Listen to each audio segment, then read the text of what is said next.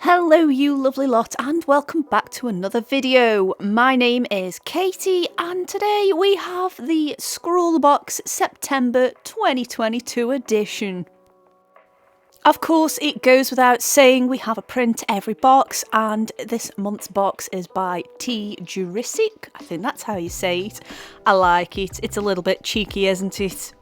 But let's dive deeper into this cardboard pie full of art supplies, shall we? This month we have quite a nice selection of goodies to go at, actually. For some reason I decided to flick through the magazine before looking at the other stuff, but how lovely it was to see some of my friends and viewers featured in the Scrawler magazine, so well done to all of you. But anyway, let's dive deeper, shall we? So we have a ridiculous sized candy this month, and that is a rainbow belt, and it's going to be sour, so I might have to leave that for a while and build up towards consuming that. But anyway, I'm still putting it off. Let's talk about the supplies. So we have a rather excellent set of the Faber-Castell Pitt Artist Pen dual markers.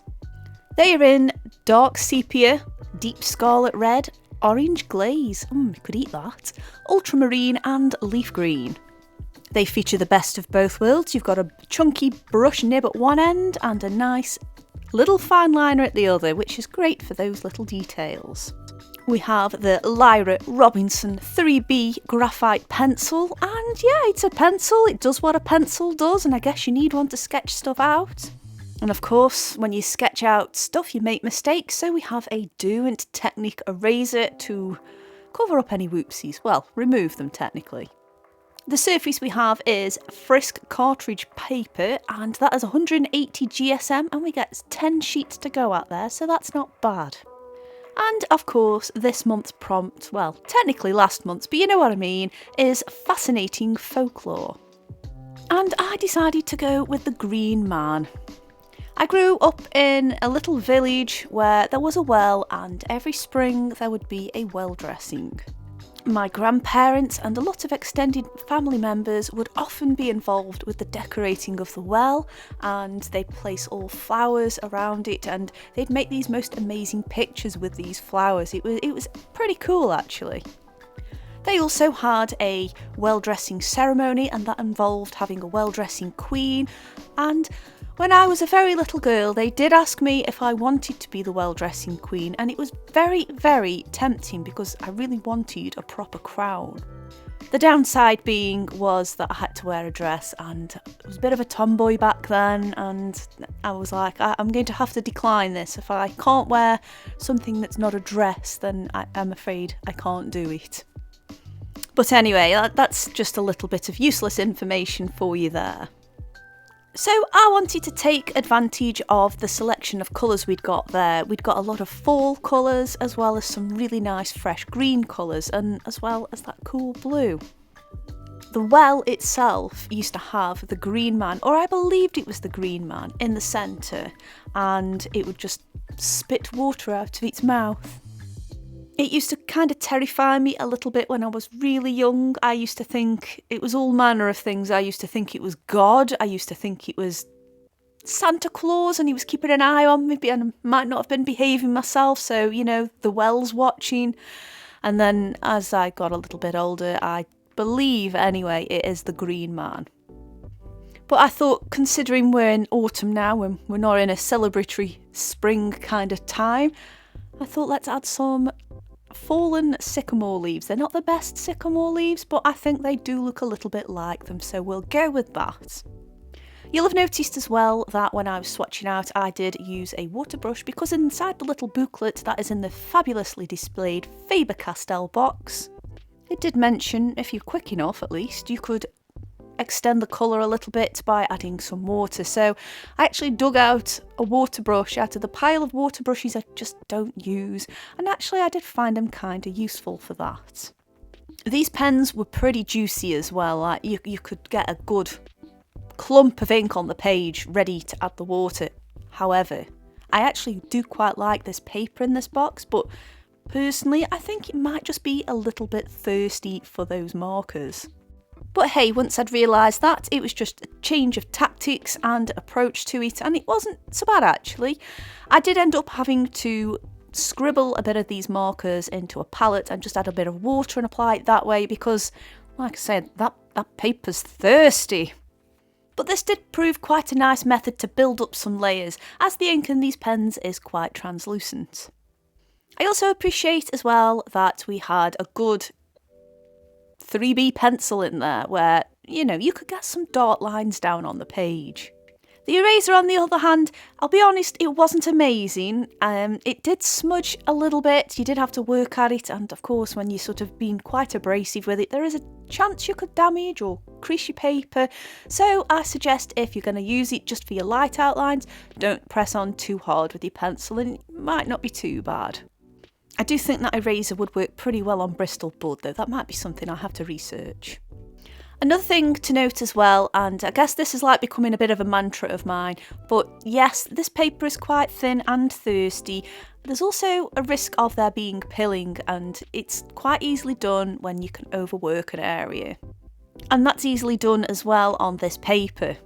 So to ensure that you get minimum pilling, I do advise you really let everything dry out. I know it's a marker pen, the paper's thirsty, it looks dry straight away, but it's not, so just give it a min. I do find if you don't press on quite as hard, and you kind of don't need to, at least with the brush nib, it does reduce that, and as well it just stops it from bleeding ever so slightly. It didn't massively bleed, but you could tell you put a line down, it was a little bit thicker than what you intended. But hey, now I know that, I changed my approach. After giving everywhere a good old outline, as well as getting all those hair details on the green man's face, it's time to just start filling in the background. And I did want to incorporate a little bit of that red in there, so mixing it in with that sepia brown just worked a treat. And it really did start adding a little bit of depth to the picture there. I kind of quite liked how this was turning out. For me, I actually quite enjoyed this box overall.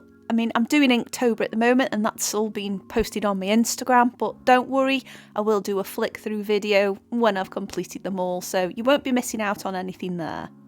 But I'm also doing Scrawlrbox as well, which I haven't published anywhere at the moment, but I might as well tell you a little bit about it. I'm combining all of the prompts and I'll make a video. Well, actually, I've made the video, I'm just kind of deciding when to publish it or not. But I've managed to combine all of them, and there's a bit of elaboration there with some of the prompts, but I'm quite happy with how that's turned out and I can't wait to share it with you guys. I'm also this month going to attempt to bring back Witchy Things to Draw. It's been like a year since I did the last one, and I actually did film a couple more after it but never got around to publishing them, so I'm going to be dropping them soon. And hopefully keeping up with it too. Wow, I mean, I whinge about Inktober and the huge amount of prompts, but here I am, giving myself some more. Make that make sense. Anyway, back to the drawing. So, once everything had dried to a level I was happy with, it was time to really start adding some of that green on there. Again, even with the neat ink, it layers really nicely on top of the line work I'd done below, and just with a little bit of a smoosh around with the water brush, it just extends those colours and just adds a little bit of depth and texture and all that fabulous stuff. Of course, if you don't have a water brush, you can just use a regular paintbrush and some water, but I thought, well, let's do what Faber-Castell recommends. And once all of that had dried off, it was time to go in with yet more details. I started adding the veins to the leaves, and I thought, you know what, they could do with an extra coat of that orange on there just to make it a little bit more autumnal, and also just make those lines not quite as harsh as they were. I'm glad I didn't go over them in brown. But once I'd done that, I thought, you know what, it's just lacking a little bit more orange, so I thought I'll go over those brown and red bits I did earlier in the video, and I quite like how it makes everything nice and balanced in my opinion anyway.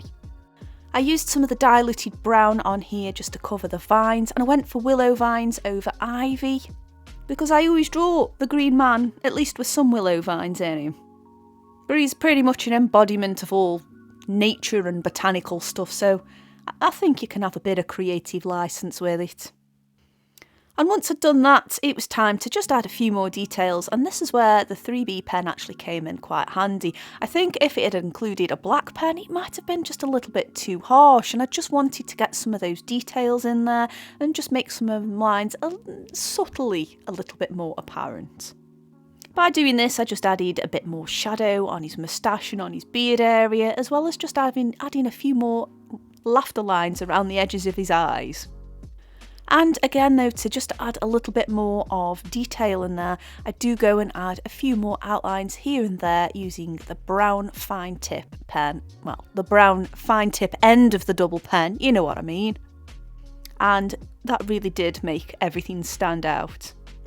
It was really nice to be able to revisit this subject. I know I've drawn the Green Man a couple of times before on the channel, but I actually would like to try and have a go at doing a Art Nouveau style, you know, fancy borders and everything version of him. I think I need to get that out of my system at some point. You know, when you've just got like an idea that niggles away at you and you put it to one side because there's like about a million other things going on. Well, I think I need to do this. And of course, I will share it with you lovely lot. As you can see, the brown outline's going on now, and it just does make things stand out a little bit more. I thought maybe against the orange leaves there, we were losing him a little bit, but as soon as I'd added those details on, he looked more like a motif, and that's what I wanted to do, and I'm quite happy with how it turned out. And just the signature at the end there. I thought this box was proper fab though. I really enjoyed working with the supplies in there. I thought it was really good value for money as well.